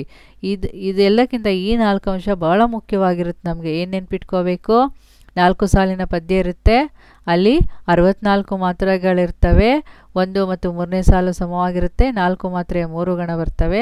2 ಮತ್ತು 4ನೇ ಸಾಲು ಸಮವಾಗಿರ್ತವೆ, 4 ಮಾತ್ರೆಗಳ 5 ಗಣಗಳು ಬರ್ತವೆ ಅನ್ನೋದನ್ನು ನೋಡೋದು. ಹಾಗೆ ಇಲ್ಲಿ ಗಣ ವಿನ್ಯಾಸವನ್ನು ಹೇಗೆ ಮಾಡಿದ್ದಾರೆ ನೋಡಿ, ಇನ್ನೊಂದು ಉದಾಹರಣೆನ ನೋಡೋಣ. ಕಂದ ಪದ್ಯದ ಗಣವಿನ್ಯಾಸ ಏನಿವಾಗ ಲಕ್ಷಣದಲ್ಲಿ ಹೇಳಿದ್ನೋ ಅದೇ ರೀತಿ ಗಣವಿನ್ಯಾಸ ನೋಡಿ. ಇಲ್ಲಿ 1 ಮತ್ತು 3ನೇ ಸಾಲು ಅಲ್ವಾ? 1 ಮತ್ತು 3ನೇ ಸಾಲು ಸಮವಾಗಿದೆ. ಇಲ್ಲಿ 4 ಮಾತ್ರೆಗಳ 3 ಗಣ ಇದೆ. 4 4 4 12 ಆಯಿತು. ಇಲ್ಲೂ ಸಹ ಅಷ್ಟೇ 4 4 4 12. ಅದೇ ರೀತಿ 2 ಮತ್ತು 4ನೇ ಸಾಲುಗಳು ಸಮವಾಗಿರ್ತವೆ ಅಂತ ಹೇಳಿದ್ದಾರೆ. 4 ಮಾತ್ರೆಗಳ ಎಷ್ಟು? 5 ಗಣಗಳಿರ್ತವೆ ಅಂತ ಹೇಳಿದಾರಲ್ವಾ? 1 2 3 4 5 ಗಣ ಅಂದರೆ ಒಟ್ಟು 20 ಮಾತ್ರೆಗಳು. ಇಲ್ಲಿಯೂ ಸಹ ಅಷ್ಟೇ 20 ಮಾತ್ರೆಗಳು. ಒಟ್ಟು ಎಷ್ಟಾಯಿತು? 64 ಮಾತ್ರೆಗಳಾಯಿತು ಅಲ್ವಾ? ಇದು ಕಂದ ಪದ್ಯದ ಗಣವಿನ್ಯಾಸ. ಈಗ ಕಂದ ಪದ್ಯದ ಒಂದು ಉದಾಹರಣೆಯನ್ನು ನೋಡೋಣ. ಗೊತ್ತಾಯ್ತಾ? ಒಡೆಯಲ್ ಜಾಡಂ ಕುಲಗಿರಿ ಕೆಡೆಯಲ್ ನಡುಗಲ್ ಕೆ ಧಾತ್ರಿ ದಿವಿಜರ್ ಸೆಡೆಯಲ್ ಕೊಡರಿಸು ವಿನಂಜಟಾಸುರ ಹಿಡಿಂಬ ಬಕವೈರಿ ಸಿಂಹನಾದಂ ಗೆಯ್ದು ಅಂತೇಳಿ ಇಲ್ಲಿ ಹೇಳಿದ್ದಾರೆ. ಇಲ್ಲಿ ನಾನು ಸಪ್ರೇಟ್ ಮಾಡಿ ಇಲ್ಲಿ ಹೇಳಿದ್ದೀನಿ ನೋಡಿ. 1ನೇ ಸಾಲು ಮತ್ತು 3ನೇ ಸಾಲು ಸರಿಯಾಗಿದೆಯಾ? 2ನೇ ಸಾಲು 4ನೇ ಸಾಲು ಸರಿಯಾಗಿದೆ ಅಲ್ವಾ? ಒಡೆಯಲ್ ಜಾಡಂ ಕುಲಗಿರಿ ಅಂತ ಇಲ್ಲಿ ಹೇಳಿದ್ದಾರೆ. ಇಲ್ಲಿ ಎಲ್ಲ ಲಘುವಿನಿಂದ ಕೂಡಿ, ಲಘು ಬರುವಂಥ ಚಿಹ್ನೆಯ ಅಕ್ಷರ ಅಂತಂದರೆ ಇದೆಲ್ಲ ರಸ್ವಸ್ವರ ಮತ್ತು ರಸಸ್ವರದಿಂದ ಕೂಡಿದಂತಹ ಗುಣಿತಾಕ್ಷರಗಳು. ಒಡೆಯಲ್ ಇಲ್ಲಿ ನೋಡಿ. ಜಾಡಂ ಇದು ದೀರ್ಘಸ್ವರ ಆಗಿರೋದ್ರಿಂದ ಇದಕ್ಕೇನೋ ಗುರು ಬರುತ್ತೆ. ಇದು ಅನುಸ್ವಾರವಾಗಿರುವುದರಿಂದ ಇದು ಗುರು ಬರುತ್ತೆ. ನೆನ್ಪಿಟ್ಕೊಳ್ಳಿ. ಇಲ್ಲೂ 4 ಮಾತ್ರೆ ಬಂತಲ್ವಾ? ಇಲ್ಲೂ 4 ಮಾತ್ರೆಗಳಾಯಿತು. ಹಾಗೆ ಕುಲಗಿರಿ ಅಂತಂದರೆ ನೋಡಿ, ಇಲ್ಲೂ ಸಹ ಅಷ್ಟೇ. ಇಲ್ಲೂ ಎಲ್ಲ ಲಘು 4 ಮಾತ್ರೆ. ಕರೆಕ್ಟಾ? 1ನೇ ಸಾಲಲ್ಲಿ 4 ಮಾತ್ರೆಗಳ 12 ಮಾತ್ರೆಗಳಾಯಿತು. 3 ಗಣಗಳ 12. ಹಾಗೆ 3ನೇ ಸಾಲು ನೋಡಿ ಇಲ್ಲಿ. ಹಾಗೆ 2 4ನೇದು ನೋಡೋಣ. ಕೊಡರಿಸು ಅಂದರೆ ಸೆಡೆಯಲ್ ಕೊಡರಿಸು ಅನ್ನೋದು ಬಂತು. ಇಲ್ಲಿ ಕೊಡರಿಸು ವಿನಂಜಟಾಸುರ. ಇಲ್ಲಿ ಏನಾಗಿದೆ? ಇಲ್ಲಿ ಗುರು ಇಲ್ಲ. ಏನು ಬಂದಿದೆ? ಲಘು ಬಂದಿದೆ. ಇಲ್ಲಿ ಒತ್ತಕ್ಷರದ ಹಿಂದಿನ ಅಕ್ಷರಕ್ಕೆ ಇಲ್ಲಿ ಏನು ಬಂದಿದೆ? ಲಘು. ಗುರು ಬಂದಿರೋದ್ರಿಂದ ಇಲ್ಲಿ ಲಘು. ಇಲ್ಲೂ ಲಘು. ಇಲ್ಲಿ ನೋಡಿ, ಇಲ್ಲಿ ಲಘು ವಿನಂಜ. ಇಲ್ಲಿ ಅನುಸ್ವಾರ. ಇಲ್ಲಿ ದೀರ್ಘಾಕ್ಷರದ ಕಾಗುಣಿತ. ಆದ್ದರಿಂದ ಇಲ್ಲಿ ಗುರು ಬಂದಿದೆ. ಇಲ್ಲೂ 4 ಮಾತ್ರೆ, ಇಲ್ಲೂ 4 ಮಾತ್ರೆ, ಇಲ್ಲೂ 4 ಮಾತ್ರೆಯ 3 ಗಣಗಳು. ಆಯಿತಾ? ಇಲ್ಲಿ 2ನೇ ಸಾಲು 4ನೇ ಸಾಲು ನೋಡೋಣ. ಕೆಡೆಯಲ್ ಕೆಡೆ. ಇಲ್ಲಿ 2 ಲಘು. ಇದು ವ್ಯಂಜನಾಕ್ಷರದಿಂದ ಕೂಡಿದ ಅಕ್ಷರ. ಇಲ್ಲಿ ಲ ಅನ್ನುವಂಥ ಅಕ್ಷರ ಸೇರಿ ಇಲ್ಲಿ ಕೆಡೆಯಲ್ ಎಲ್ ಅನ್ನುವಂಥದ್ದು. ಆದ್ದರಿಂದ ಇದು 1. ಇದೆರಡು ಸೇರಿ ಒಂದು ಅಕ್ಷರ. ಇಲ್ಲಿ 4 ಮಾತ್ರೆ. ನಡುಗ ಲಿಕ್ಕೆ. ಇಲ್ಲಿ ಲಗೆ ಕ ಒತ್ತಿಲ್ಲಿರೋದ್ರಿಂದ ಇಲ್ಲಿ ಗುರು ಬರುತ್ತೆ. ಗೊತ್ತಾಯ್ತಾ? ನಡುಗಲ್ಕೆ. ಅದು ಲಗೆ ಕ ಒತ್ತಿದೆ. ಇಲ್ಲಿ ನಡುಗಲ್ಕೆ ಲಗೆ ಒತ್ತಿರೋದ್ರಿಂದ ಇದು ಇಲ್ಲಿ ಬರುತ್ತೆ. ಕೆ ಧಾತ್ರಿ. ಧಾತ್ರಿ.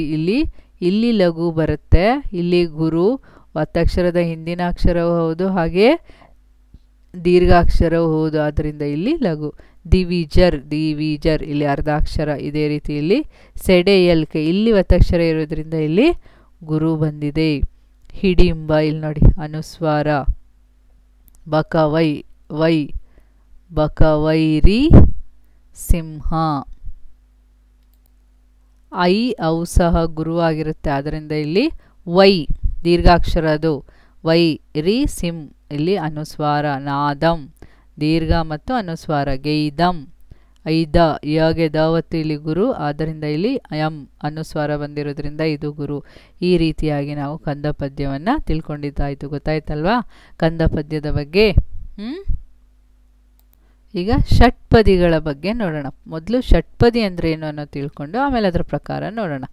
6 ಪಾದಗಳುಳ್ಳ ಪದ್ಯವನ್ನು ಷಟ್ಪದಿ ಎನ್ನುವರು. 6 ಪಾದ ಅಂದರೆ 6 ಸಾಲುಗಳಿರುವ ಪದ್ಯವನ್ನು ನಾವು ಷಟ್ಪದಿ ಅಂತ ಕರಿತೀವಿ. ಇಲ್ಲಿ 1, 2, 4 ಮತ್ತು 5ನೇ ಪಾದಗಳು ಮಾತ್ರಾ ಸಂಖ್ಯೆಯಲ್ಲಿ ಒಂದಕ್ಕೊಂದು ಸಮನಾಗಿರುತ್ತವೆ. ಮಾತ್ರೆಗಳ ಮೂಲಕ ಒಂದು ರೀತಿ ಸರಿಯಾಗಿರ್ತವೆ ಅಂತ ಇಲ್ಲಿ ಹೇಳಿದ್ದಾರೆ. 3 ಮತ್ತು 6ನೇ ಪಾದಗಳು ಪರಸ್ಪರ ಸಮನಾಗಿರ್ತವೆ ಅಂತ ಹೇಳಿದ್ದಾರೆ. ಇದು ನಾವು ಷಟ್ಪದಿಯಲ್ಲಿ ಉದಾಹರಣೆ ನೋಡ್ತಾ ಹೋದಾಗ ಗೊತ್ತಾಗುತ್ತೆ, ಲಕ್ಷಣಗಳ ನೋಡಿದಾಗ. ಷಟ್ಪದಿಯಲ್ಲಿ 6 ವಿಧಗಳಿವೆ. ಶರ, ಕುಸುಮ, ಭೋಗ, ಭಾಮಿನಿ, ಪರಿವರ್ಧಿನಿ ಮತ್ತು ವಾರ್ಧಕ. ನಾವು ಇಲ್ಲೇನು ಮಾಡ್ತೀವಿ, ಭಾಮಿನಿ ಷಟ್ಪದಿ ಮತ್ತು ವಾರ್ಧಕ ಷಟ್ಪದಿ ಎನ್ನುವ 2 ಷಟ್ಪದಿಗಳ ಬಗ್ಗೆ ಕಲಿತೀವಿ. ಗೊತ್ತಾಯ್ತಾ? ಈಗ ಮೊದಲು ಭಾಮಿನಿ ಷಟ್ಪದಿಯ ಲಕ್ಷಣವನ್ನು ನೋಡೋಣ. ಭಾಮಿನಿ ಷಟ್ಪದಿನಲ್ಲಿ ಏನು ಹೇಳಿದ್ದಾರೆ?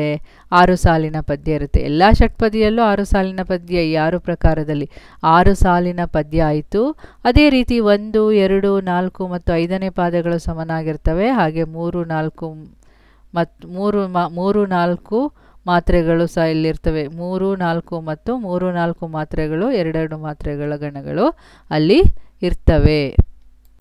ಹಾಗೆ ನೋಡಿ, ಇಲ್ಲಿ 3 ಮತ್ತು 6ನೆಯ ಪಾದಗಳು ಸಮನಾಗಿದ್ದು 3 ಮಾತ್ರೆಗಳ ನಂತರ 4 ಮಾತ್ರೆಗಳ 3 ಗಣಗಳು ಬರ್ತವೆ. 3 ಮಾತ್ರೆಗಳ ನಂತರ ಮತ್ತು 4. ಇದೇ ರೀತಿಯಾಗಿ ಇಲ್ಲಿ 3, 4 ಮಾತ್ರೆಗಳ ಇಲ್ಲಿ ಎಷ್ಟು?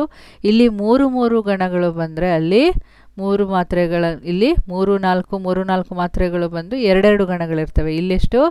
3 ಗಣಗಳು ಬರ್ತವೆ. ಅಲ್ಲಿ 2 ಗಣ, ಇಲ್ಲಿ 3 ಗಣಗಳು ಬಂದು ಕೊನೆಯಲ್ಲಿ ಒಂದು ಗುರು ಇರುತ್ತವೆ ಅಂತ ಇಲ್ಲಿ ಹೇಳಿದ್ದಾರೆ. ಅಂದರೆ 1, 2, 4 ಮತ್ತು 5ನೇ ಪಾದಗಳು ಸಮನಾಗಿದ್ದು 3, 4 ಮಾತ್ರೆ ಮತ್ತು 3, 4 ಮಾತ್ರೆಗಳ 2 ಗಣಗಳು. 3, 4, 3, 4 2 ಗಣ, 3ರಿಂದ 2 ಗಣ, 4 ಮಾತ್ರೆ ಇರುವಂಥ 2 ಗಣ. ಅದೇ ರೀತಿ 3 ಮತ್ತು 6ನೇ ಪಾದವು ಸಮನಾಗಿದ್ದು 3 ಮಾತ್ರೆಗಳ ನಂತರ 4 ಮಾತ್ರೆಗಳಿರುವಂಥದ್ದು 3 ಗಣ. 3 ಮಾತ್ರೆ 4 ಮಾತ್ರೆ, 3 ಮಾತ್ರೆ 4 ಮಾತ್ರೆ, 3 ಮಾತ್ರೆ 4 ಮಾತ್ರೆ. ಈ ರೀತಿಯಾಗಿ 3 ಗಣಗಳು ಬಂದು ಕೊನೆಯಲ್ಲಿ ಒಂದು ಗುರು ಇರುತ್ತವೆ ಅಂತ ಹೇಳಿದ್ದಾರೆ. ಹಾಗೆ ನೋಡಿ, ಇಲ್ಲಿ 1, 2 ಮತ್ತು 3ನೆಯ ಪಾದವನ್ನು ಪೂರ್ವಾರ್ಧ ಮೊದಲನೇದು ಅಂತೇಳಿ, 4, 5 ಮತ್ತು 6ನೇ ಪಾದವನ್ನು ಉತ್ತರಾರ್ಧ ಅಂತೇಳಿ ಕರಿತೀವಿ. ಇದನ್ನು ಸಹ ನೆನ್ಪಿಟ್ಕೋಬೇಕು. ಅದ್ರ ಜೊತೆಗೆ ಭಾಮಿನಿ ಷಟ್ಪದಿಯಲ್ಲಿ ಒಟ್ಟು ಎಷ್ಟು ಮಾತ್ರೆಗಳಿವೆ ಅನ್ನೋದನ್ನು ನೋಡಬೇಕಲ್ವಾ? 102 ಮಾತ್ರೆಗಳಿವೆ ಅನ್ನೋದನ್ನಿಲ್ಲಿ ನೋಡ್ತೀವಿ. ಎಷ್ಟು? ಭಾಮಿನಿ ಷಟ್ಪದಿಯಲ್ಲಿ ಒಟ್ಟು 102 ಮಾತ್ರೆಗಳಿವೆ. ಈಗ ಇದಿಷ್ಟು ಭಾಮಿನಿ ಷಟ್ಪದಿಯ ಲಕ್ಷಣ ಆಯಿತು. ಈಗ ಭಾಮಿನಿ ಷಟ್ಪದಿಯ ಗಣವಿನ್ಯಾಸವನ್ನು ನೋಡೋಣ. ಭಾಮಿನಿ ಷಟ್ಪದಿಯ ಗಣವಿನ್ಯಾಸ ನೋಡಿ, ಇಲ್ಲಿ ಏನು ಹೇಳಿದ್ದಾರೆ? 1, 2, 4 ಮತ್ತು 5ನೇ ಸಾಲುಗಳು ಸಮ ಅಂತ ಇದೆ. ಇಲ್ಲೇನು 4 ಗಣಗಳಿರ್ತವೆ. 3, 4 ಮಾತ್ರೆ, 3 ಮಾತ್ರೆ 4 ಮಾತ್ರೆ, 3 ಮಾತ್ರೆ 4 ಮಾತ್ರೆ. ಇಲ್ಲಿ 3, 4 ಮತ್ತು 5ನೇ ಸಾಲಲ್ಲಿ ಹಾಗೆ ಇದೆ ಅಲ್ವಾ? ಒಟ್ಟು ಎಷ್ಟು?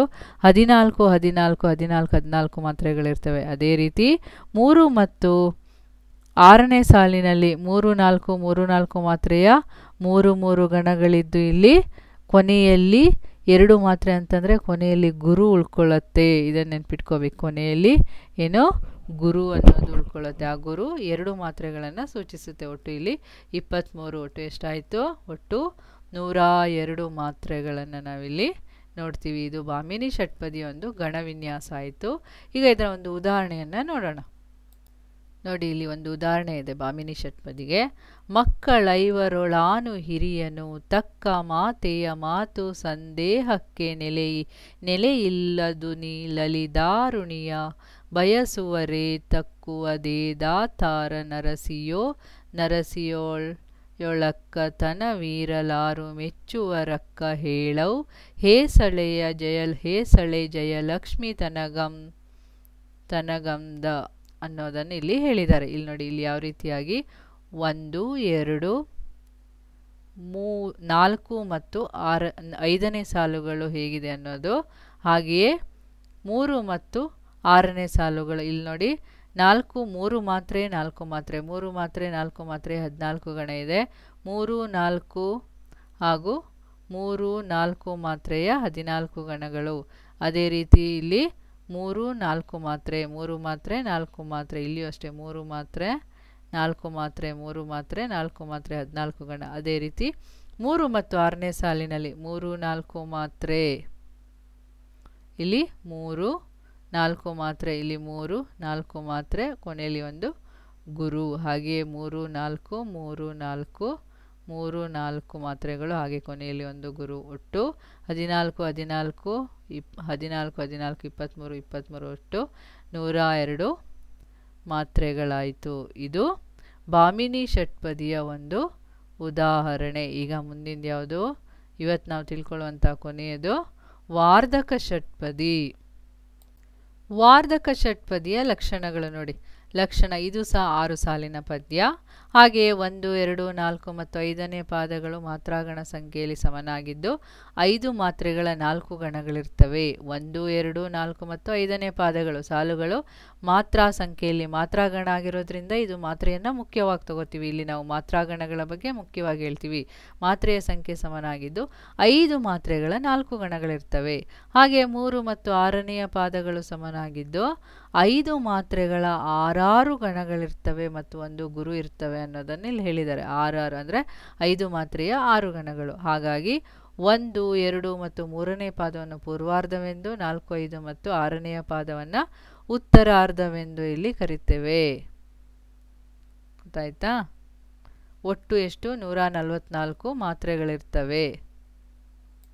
ಇಲ್ಲಿ ವಾರ್ಧಕ ಷಟ್ಪದಿಯ ಗಣವಿನ್ಯಾಸವನ್ನು ನೋಡ್ತಾ ಹೋಗೋಣ. ವಾರ್ಧಕ ಷಟ್ಪದಿಯಲ್ಲಿರುವಂಥ ಗಣವಿನ್ಯಾಸ 1 2 4 5ನೇ ಸಾಲು, 5 ಮಾತ್ರೆಗಳ 4 ಗಣ, 5 ಮಾತ್ರೆಗಳ 4 ಗಣ, ಒಟ್ಟು ಎಷ್ಟು? 20 20 20 20. ಇಲ್ಲಿ 5 ಮಾತ್ರೆಗಳ 6 ಗಣ, 1 2 3 4 5 6 ಗಣ, ಕೊನೆಯಲ್ಲಿ ಒಂದು ಗುರು, ಒಟ್ಟು 32 ಮಾತ್ರೆಗಳು. 6ನೇ ಸಾಲಲ್ಲೂ ಅಷ್ಟೇ 1 2 3 4 5 6 ಅಂದರೆ ಕೊನೆಯಲ್ಲಿ ಒಂದು ಗುರು, ಒಟ್ಟು 32 ಮಾತ್ರೆಗಳು. ಒಟ್ಟು ಟೋಟಲಿ ಎಷ್ಟು ಮಾತ್ರೆ? ವಾರ್ಧಕ ಷಟ್ಪದಿಯಲ್ಲಿ 144 ಮಾತ್ರೆಗಳಿವೆ. ಇದಿಷ್ಟನ್ನು ನಾವು ಇಲ್ಲಿ ಈ ಗಣವಿನ್ಯಾಸದಲ್ಲಿ ನೋಡಿದ್ವಿ. ಯಾವ ಗಣವಿನ್ಯಾಸ? ವಾರ್ಧಕ ಷಟ್ಪದಿಯ ಗಣವಿನ್ಯಾಸದಲ್ಲಿ ನೋಡಿದ್ದಾಯಿತು. ಈಗ ಇದರ ಒಂದು ಉದಾಹರಣೆಯನ್ನು ನೋಡ್ತಾ ಹೋಗೋಣ. ಸತಿ ಮಡಸಿ ನಿಡುವೆಲೆ ವಿಡಿದ ಕೈ ಬಸವಳಿದು ದತ್ತಿ ಚಿಂತೆಯೊಳ ಮರಿದ ತನು ಜೊಮ್ಮು ವಿಡಿದ ಪುರ್ಬತಿ ಭಾರವಾಗಿ ಕಣ್ಮುಚ್ಚಿತೋಳ್ ತೊಡೆ ಮಿಡುಕೆ ಸುಯ್ ಸೂಸೆ ನಿದ್ರೆ ಕವಿದು ವಿತತ ಸುಖದಿಂದಿರುತ್ತಿರಲ್ಕೆ ನಾನಾ ದುಃಖ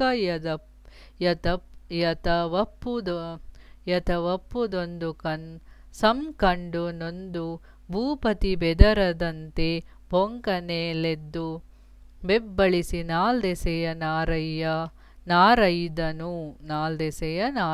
ಅನ್ನುವಂಥ ಒಂದು ಪದ್ಯ. ಇದು ಯಾವುದಕ್ಕೆ?